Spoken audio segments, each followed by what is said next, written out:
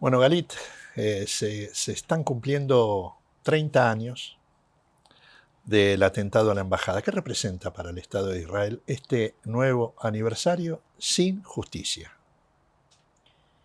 El atentado en sí significa muchas cosas para el Estado de Israel y también para los ciudadanos israelíes, para los ciudadanos argentinos, el Estado argentino, ¿no? Significa una enorme tristeza, un enorme dolor. Hay un antes y un después, tanto en Argentina como en Israel. Hay un antes y un después en la vida de las personas que, bueno, por supuesto de las víctimas, pero también la gente que estaba alrededor, sabes que vos que conoces, está allá la iglesia, donde hay un jardín de infantes, está allá de frente el hogar de ancianos, están cafés, están todos. Hay un antes, un después, también siempre lo vamos a ser parte de las relaciones entre Argentina e Israel. Se marca la relación, es como una pareja que tuvo un crisis profundo, un evento profundo que siempre se lo va a marcar. ¿Y qué representa de alguna manera, la doble vara del gobierno argentino, cuando por un lado Alberto Fernández visita Israel en su primera salida, pero después vota en la ONU la condena de alguna manera a Israel sin mencionar a Hamás, el acercamiento a Venezuela, que es aliado de Irán? Mira, estamos hablando de 30 años. Pasaron varios gobiernos. No hay ni una persona presa. No importa quién era el gobierno. Ahora, este gobierno tenemos nuestros desacuerdos con este gobierno, tuvimos con los anteriores también. Pero tenemos que decir la verdad, que este gobierno adaptó, por ejemplo, la definición de ira de antisemitismo. Este gobierno, como vos mencionaste, el primer lugar donde estaba el presidente era Israel. Yo en mi celular tengo los contactos de los celulares privados de todo, desde el presidente para abajo, y me atienden cuando necesitan. Claro que no lo usa. Sí, entiendo. Pero entonces yo pienso que las relaciones con Argentina son buenas. Las relaciones son buenas, pero a veces las acciones que suceden no van en ese camino. Es decir, imagino, obviamente, una cosa es la diplomacia o lo político y otra cosa es lo que realmente sucede. Pero bueno, hoy la relación está bien. Sí, la relación está buena. Y como digo, sí, hay desacuerdo en algunos temas, pero cuando uno habla de una relación, sí, está compuesto de muchas cosas. Sí, tenemos un desacuerdo justo sobre de los derechos humanos. Pero más allá que no hay un desacuerdo muy grande con la Argentina. No, imagino que no, aunque algunas cosas o algunos funcionarios del gobierno, por ejemplo, que son declarados antisionistas, como el secretario de Derechos Humanos, es parte del gobierno. El presidente recibe a Delia en la misma semana que Delia dice que Argentina se tiene que acercar a Irán. Son pequeñas acciones que imagino deben molestar. Mira, yo trabajo con la gente que está. Nosotros nos metemos en la política argentina. Ajá. Y nosotros, te cuento, con este gobierno hicimos buen trabajo. Con el gobierno anterior creo que también Ilan hizo buen trabajo. Sí. Yo casi no llegué a trabajar con el gobierno anterior. Nuestros deberes no cambian, no importan qué eligieron los argentinos. Ajá. Y nosotros tenemos que trabajar como es lo mismo al otro lado, ¿no? El embajador argentino en Israel trabaja con el gobierno que los israelíes eligieron. Uh-huh. Hezbollah es el autor del atentado se sabe que es así, pero yo veo que a nivel mundial, a nivel internacional, hay comunicados, hay declaraciones, pero no hay acciones. Bueno, primero yo diría que el autor del atentado es Irán. Hezbollah Es el brazo ejecutor. lo llevó a cabo, pero el autor era Irán. Uh-huh. No es que es una organización que fue soñado, diseñado, planeado en Irán. No olvidamos que es Irán. Sí. Hasta que la justicia argentina no decía Irán directamente, decía que es Hezbollah. Pero todos nosotros sabemos que quien le da financiamiento es Irán. Quien la entrena es Irán. Quien lo crea es Irán. Entonces, decir Hezbollah es como decir Irán. Uh-huh. Y de hecho, este gobierno puso, Hezbollah está en el REPET. El REPET, como Hezbollah entró con un decreto en el gobierno de Macri y se queda allá. Sí. Entonces, este gobierno lo aceptó y está en el REPET. Y fue el primero en Latinoamérica de reconocer Hezbollah como la organización terrorista que es. ¿Y cómo evalúa Israel, en este caso usted como representante, que Hezbollah tenga bases en la región? Porque está en Venezuela. Bueno, ¿y cuál es la evolución? Sabemos que tienen bases en la región. Hacemos nosotros, nuestro deber es que no pase un atentado más, como ya pasaron aquí dos. Uno de la embajada que hay. Este año, hoy cumplimos 30 años. Y la segunda era la AMIA, que pasó 2 años más tarde. Entonces, el deber nuestro, del gobierno argentino, de todos los gobiernos de bien, de todos los seres humanos de bien, es que no pasa otro atentado así. ¿Usted cree que puede haber otro atentado desde el fondo de su pensamiento, de su corazón? Sí, pero podría pasar en Argentina, pasó en Bulgaria, pasó en Francia, puede pasar en cualquier lado del mundo. Sí, pero le redoblo la apuesta. Pasó en las Torres Gemelas y se resolvió. Se saben los culpables, se sabe qué pasó. Pasó en Atocha y se resolvió. Pasó en la Embajada Argentina, pasó en AMIA y no se resolvió. O por lo menos no hay un detenido. Entonces, ¿eso no es un caldo para un tercer atentado? Uno no tiene que ver con lo otro. Uno no tiene, tampoco, ¿La impunidad no es un caldo? La impunidad es una cosa, pero estoy hablando de decir que las Gamelas, nadie sabe si podría pasar otra vez un atentado terrorista en Estados Unidos o no. No sabemos el futuro. Cualquier lugar donde hubo atentado podría pasar otra vez. El deber, como dijo, el deber nuestro es que no se pasa. Uh-huh. Es el deber nuestro. Y por eso hacemos todo lo que podemos hacer para que no se pase. Tomamos todas las medidas, cooperamos con quien necesitamos hacer.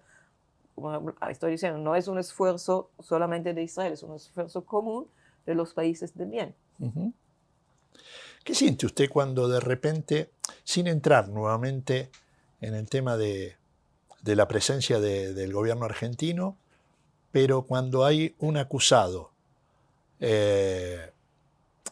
al atentado a la AMIA, por ejemplo, en la asunción del presidente de Nicaragua, en un cóctel, con una impunidad total? Bueno, nosotros decimos que como hay una alerta roja, quien pidió esta alerta roja es Argentina, no debería haber pasado.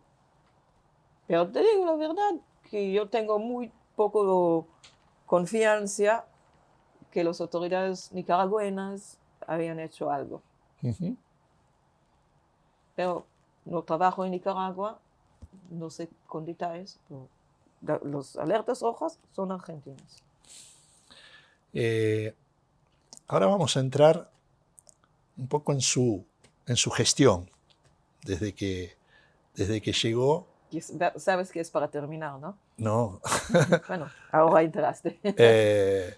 Ahora, usted ahora en el mes de julio Sí, finaliza su gestión, pero antes que no, eso, todavía no tengo un mes, pero más o menos será julio. pero antes que eso, me gustaría que si quisiera dejar un mensaje a las familias, a los sobrevivientes, a la comunidad en este 30 aniversario. Me gustaría que pueda... El mensaje es siempre lo mismo, que estamos abrazándole, que estamos haciendo todo lo que podemos hacer para que ayudarle, para que un evento así se choca, se cambia la vida, que se superan y que siguen con su vida lo más normal que es posible. Y de hecho Israel pasó una ley de la embajada de que los que fueron las víctimas que están reconocidas como si fueron turistas en Israel y reciben apoyo del Estado. Entonces estamos haciendo lo que es posible para que su vida sea lo más normal que es posible. Nunca nos serán. Pero la abrazamos y hacemos lo que podemos. No hay vida normal posible después de lo que les pasó. No hay. Lo sé. Tal cual. Yo mismo lo dije. Pero... Tal cual. Bueno, si tendría que hacer un breve resumen de su gestión, ¿es satisfactoria? ¿Siente que cumplió con sus objetivos? Más allá de que está atravesado por la pandemia, ¿no? Que eso seguramente habrá sido un condicionante, pero ¿siente que está conforme o hay asignaturas? Mira, para asesorar mi gestión hay otros que lo hacen en Cancillería. Quizás cada persona que me conoce lo hace también. Yo no voy a dar marcos, ¿no?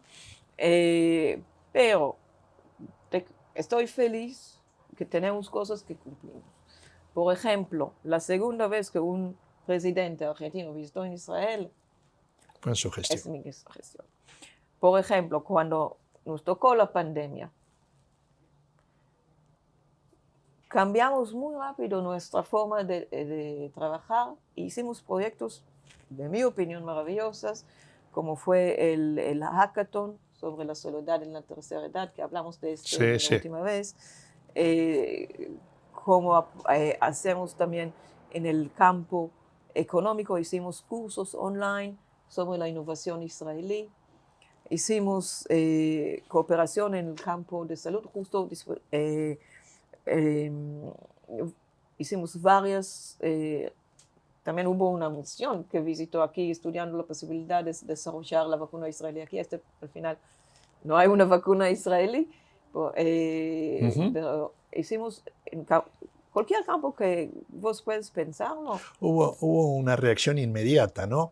¿Sí? Se abrió de alguna manera la embajada para aquellos ciudadanos israelíes que estaban en el país y estaban de alguna manera varados. Fue rápido. Fue dentro de unos días, lo sacamos todos los que quisieron ir.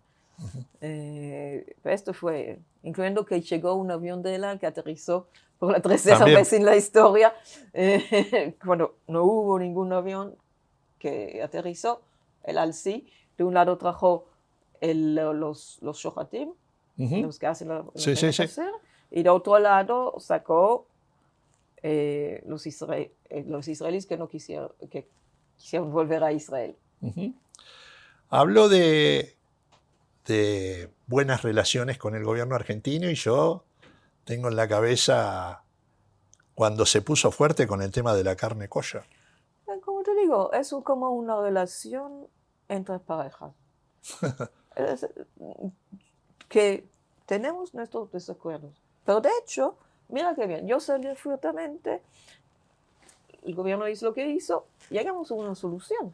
Claro, pero no, a ver, uno está acostumbrado, de alguna manera, al movimiento diplomático, ¿no? Y sin embargo, usted salió fuertemente y cambió el rumbo, de alguna manera, hasta ahora, inclusive. Mira, Eh, Hay en la diplomacia, tenemos, como en cualquier otra profesión, tenemos varias herramientas. ujú, Tenemos herramientas públicos, tenemos herramientas que no son públicos. Tenemos sí, claro. herramientas de lo cual yo puedo contarle, tenemos herramientas que no te puedo contar, pero pasado. Ujú, Entonces, si uno es profesional, trata de usar la herramienta correcta para que llegues a donde quieres llegar. ujú. Y a veces este herramienta es más abierto, a veces no. Yo te puedo decir que en este crisis usamos todo, Ujú. pero el resultado es bueno. Es bueno, hubo cambios. Eh, ¿Y qué más me puede contar que no se puede contar? Ah, no. Bueno, la respuesta está en la pregunta. Eh, ¿Con qué Argentina esperaba encontrarse? ¿Qué Argentina encontró? ¿Y qué Argentina deja? Desde el punto de vista de como embajadora. Yo llegué a una Argentina que era claramente hoy en día uno hasta que podría ver los calles como son, las tiendas como son desde Israel, Ujú. ¿no? Entonces yo encontré la Argentina que pensaba que voy a encontrar. Lo que cambió, y cambió para todos, es la pandemia. Ajá. Entonces, en esta Argentina te cuento que la embajada cerró solo para 2 días. Ujú. Y entonces, ir a trabajar, menos los 2 días que demorábamos para sacar los permites Sí, para los israelíes, no sí, para sí, todos. sí, sí. En la embajada, entonces yo iba al trabajo. El asunto es que podría ir solo al trabajo y a la casa. Yo tengo mucha energía, entonces tenía que a veces caminar a la casa. En aquel entonces fuimos en Cavia, que Ujú. es más o menos 5 kilómetros ida y vuelta. Lo hice. Sí, sí. El asunto es que no podía hacerlo porque en aquel momento, como no teníamos chofer, yo era el chofer de toda la embajada. Entonces, porque yo tengo la camioneta y puedo pasar por la gente y llevarlas, Ujú. porque no podrían usar el transporte público. Entonces, en la época de la corona marcó mucho y cambió mucho la ciudad, como cambió mucho todas las ciudades del mundo.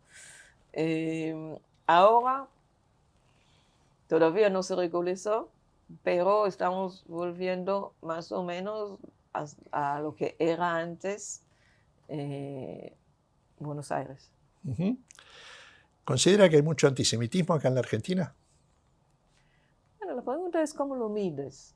Pues yo lo miro, las cosas que pasan en Europa o en Estados Unidos, y las cosas aquí hay antisemitismo.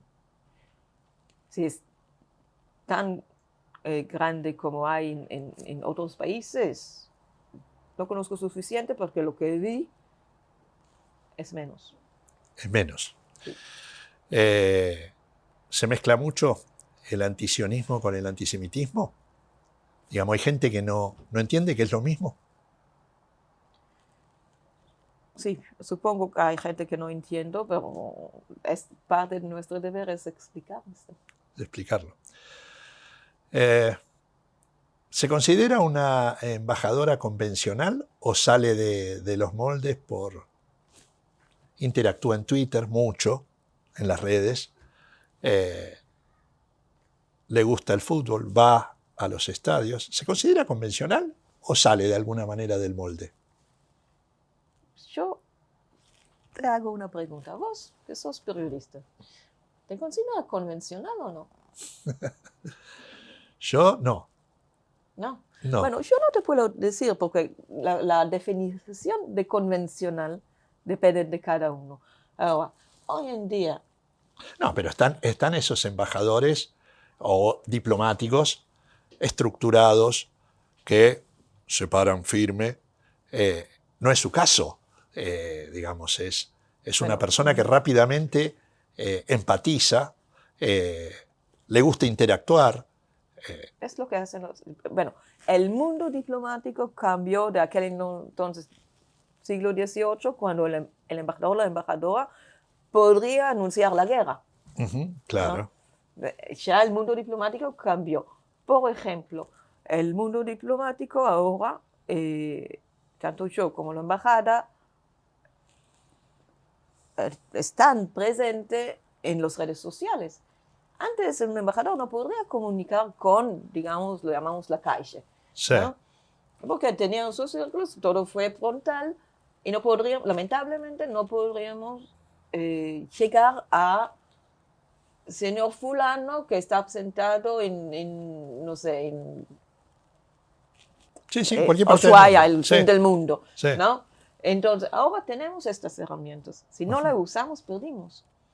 Entonces, yo creo que el embajador, la embajadora de hoy, tiene que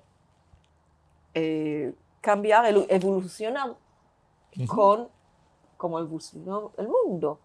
Tenemos nuevas herramientas y usámoslas. Voy a hacer una pregunta que bueno, mucha gente no entiende cómo Israel, un país tan pequeño y tan joven, es líder en innovación, es líder en tecnología, es casi una potencia mundial. ¿Por qué? Esto también es un secreto. Bueno, pero es un secreto que por lo menos se puede titular. Se puede titular. Yo te recomiendo a la audiencia, hay un libro que se llama Startup Nation, que ahí se elabora un poco más, que lo podemos hablar en breve entrevista que tenemos. Pero hay varias cosas que lleva a Israel a estar allá. Primero es la necesidad.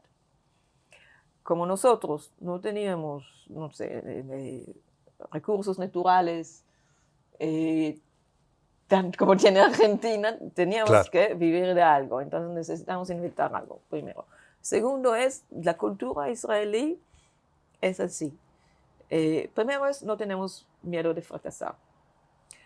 Segundo es, amamos el desafío.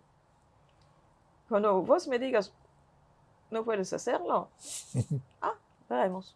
Así llegué a la Cancillería, pero esa es otra cosa, es otra cuenta.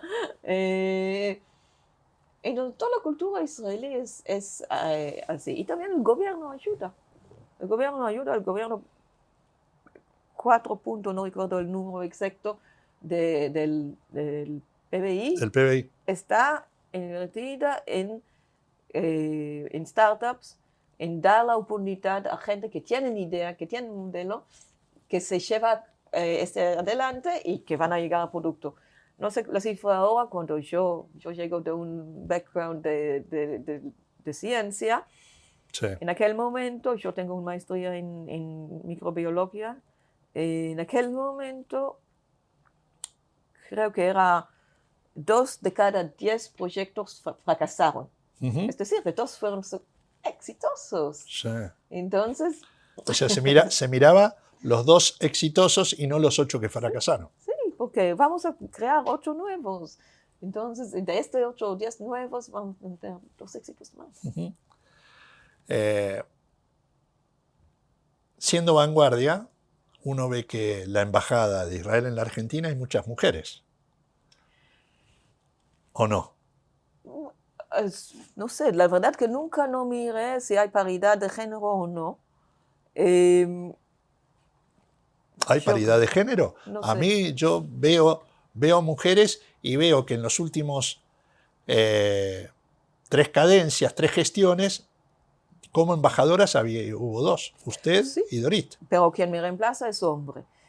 Entonces, Intercala, hay paridad, digamos. hay paridad. Me llamó la atención esto, ¿no? De que hace 2 gestiones estuvo Dorit, ahora está usted, ahora vamos a hablar de quién viene, o por lo menos lo va a presentar públicamente. No lo voy a hacer. Discúlpame, no voy a Pero hacerlo. ¿hay un nombre? Hay un nombre, porque hasta que no recibe el ok del gobierno israelí, el ok del gobierno argentino. Pero ese nombre es Eyal Sela. El nombre sí, pero como no fue aprobado ni por el gobierno israelí, y menos aún por el gobierno No presentó las argentino. credenciales, pero bueno. No es que no presentó. No estaba aprobado todavía por el gobierno israelí. Sí. Fue nombrado por la Cancillería. Sí. Hasta que el gobierno israelí no lo aprueba, que todavía no lo aprobó, no podemos hablar de él.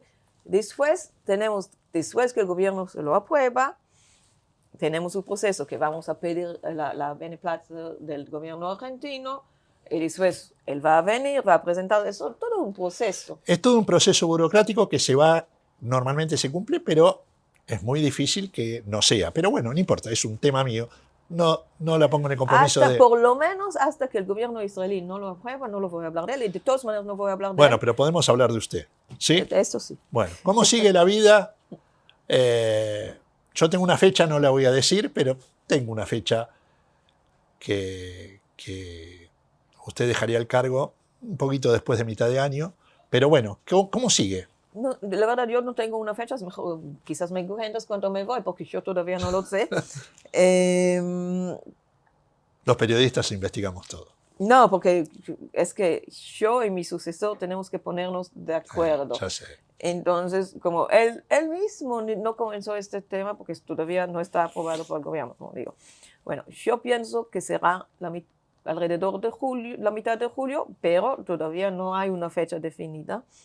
Entonces, yo vuelvo a la Cancillería israelí, todavía no tengo un puesto, no te puedo decir cuál será. Ya me pasó una vez que cuando terminé mi misión, creo que era en Viena, subí el avión, no tenía un puesto, bajé del avión y ya lo tenía. Entonces, no sé qué voy a hacer, pero sí sé que voy a ir a Israel. Uh-huh. ¿Nos quiere hablar un poco de su familia en Israel, su entorno, digamos, quiénes componen su familia? Familia privada, personal. Bueno, no somos pocos y últimamente somos aún poco menos. Yo tengo, bueno, falleció mi madre, tengo un padre, tengo una hermana. Esta hermana tiene 3 hijos, casada. Sí. Y este es el grupo chiquito. Si quieres ampliarlo, podemos, pero... Ese es su núcleo, digamos. Es el núcleo. Ajá. Y cuando va por una misión diplomática, ¿extraña? ¿Es de extrañar? Por supuesto. ¿O está acostumbrada? Porque, bueno, su función es esa, digamos, de alguna manera. El desarraigo es... Esto no quiero decir que no extrañas. Tienes una vida que dejas atrás. Tienes no solo familia, tienes amigos, tienes una forma de estar, tienes un montón de cosas que dejas atrás. ¿Y tiene ganas de volver? Sí, siempre. Es mi patria. Uh-huh. Es mi patria. Yo aquí soy huésped. No, nunca, digamos que yo quisiera erradicarme aquí, siempre sería extranjera. Ahí es mi patria, es mi casa, es donde nací, es la idioma que hablo, los gestos que entiendo más que todo, es que los olores de mi niñez. ¿Qué es lo que más extrañaba en todo esto? ¿Cómo puedo decir? Es un complejo de las cosas que se hace en la vida. Uh-huh. Se hace la vida, hace todo. Yo sé que por una cuestión profesional, un embajador no opina sobre lo que pasa en la Argentina, pero sí me gustaría que me diga desde su visión. No voy a preguntar por la dirigencia judía, pero sí puedo preguntar por la comunidad judía argentina. ¿Qué opinión le merece? La comunidad, no estamos hablando políticamente de nada, sino la gente, lo que se cruzó, lo que vio o lo que lee. Mira, nosotros, yo no represento la colectividad. La colectividad tiene su propio representante. Por supuesto. Ahora, nosotros cooperamos con la colectividad cuando la colectividad quiere y cuando nosotros queremos. Uh-huh. Te doy un ejemplo. Yo dije cuando llegué que yo voy a cualquier sinagoga que me inviten si me dejan hablar del Bima. Uh-huh. Y fui a varias, bueno, hasta que comenzó la pandemia, incluyendo durante la pandemia en algunas sinagogas podría hacerlo por video, incluyendo en Yom Kippur. Hubo un Yom Kippur que hablé en Buenos Aires, en Tucumán y en Mendoza, creo que era. Sí. No me acuerdo que hablé. Fue el primero, creo, que estuvo acá. No, el primero que estuve aquí no era pandemia todavía. Llegué Durante la pandemia. El primero durante la pandemia. Está bien, está bien. El primero cuando llegué, yo hice como 4 veces al día en otra sinagoga. Normalmente cuando tenemos los Hagim, hacemos un Excel donde quién va a qué sinagoga, Sí. tratamos que cualquier sinagoga, tratamos, no siempre podemos, pero y de cualquier sinagoga que nos piden, que está ya un representante del Estado de Israel. Uh-huh. Claro que no es posible, que aquí es la colectividad quinta más grande del mundo fuera de Israel, claro que no es posible estar en todos los lugares. Normalmente estamos solo en Buenos Aires y la provincia de Buenos Aires. Digo, la ventaja que hubo la pandemia, que yo podría estar también en Tucumán en una plegaria y Sí. en Mendoza en la otra, y entonces aquí en Buenos Aires. Ese fue solo un ejemplo. Las conversaciones son ongoing, son fluentes, todo el tiempo, pero yo no hago la política de la colectividad no haga la política nuestra. Tenemos varias cosas en lo cual cooperamos, como vos lo sabes bien. La última, y la dejo. Yo le pregunté qué extraña de Israel, y ahora le pregunto, ¿qué va a extrañar de Argentina? Recuerdas que estuve aquí en pandemia. Entonces, el espacio es tan grande en Argentina. Yo volé 3 horas para llegar a Ushuaia. Claro. Que en Israel en 3 horas con coches llegas a Eilat. Exactamente. Entonces, sí. y la variedad que hay aquí. Yo soy vegetariana, yo supongo que muchos habían dicho el carne, pero igual tenemos carne argentina en Israel. Uh-huh. Pero no, es el espacio que tiene desde Misiones hasta Ushuaia, tiene todo. Estuve en Salta, estuve en varios lugares desde julio. Desde julio comencé a viajar a las provincias, que también lamentablemente, como me tocó la PON, porque yo pienso que como embajada no deberíamos quedarnos solo físicamente en Buenos Aires y la provincia de Buenos Aires, tenemos que salir a las provincias. Hay muchas cosas que se puede hacer con las provincias, que vale la pena hacer con las provincias. Lamentablemente yo llegué, todos estaban en campaña. Llegué en agosto, las elecciones llegué una semana después del paso. Sí. Entonces todos estaban en elecciones hasta que la elección, bueno, después hubo un cambio de gobierno, bueno, se asumió el 10 de diciembre Fernández. En enero ya estaba en Israel. En marzo ya se cerró el país. Claro. Entonces, desde marzo 20 hasta julio 21, no fue posible ir a las provincias, que lamento mucho. Pero sí, lo hice. Desde julio lo hice mucho. Yo sé que sí. Bueno, Galit, muchas gracias. Gracias en este día tan difícil. Gracias por la atención de siempre y, bueno, por la gestión. Gracias. Gracias a vos. No dejemos de cuidarnos. Usemos siempre tapaboca. Mantengamos distancia. Elijamos espacios abiertos. Ventilemos lugares cerrados. Para más información, entra a buenosaires.gov.ar/coronavirus. Cuidarte es cuidarnos. Buenos Aires Ciudad.